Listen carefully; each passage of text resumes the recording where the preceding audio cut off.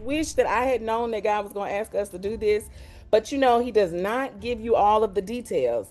And if you're like me, you have that type A personality where you want to know, like, God, can you kind of tell me like A, B, C, D, like what's going to happen, how am I going to have to endure and all of that? But he's not.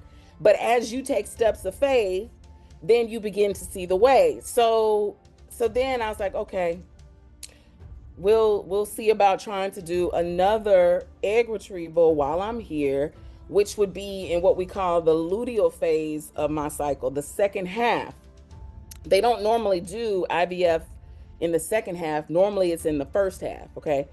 So, and normally it begins like on cycle day 3 of your menstrual cycle. So I said, okay. So they told me, they said, well, look, the day after we got the egg frozen, they said, come back Monday. We have to see if these follicles are still there, to see if we can even put you on medication, to see if you can grow some more.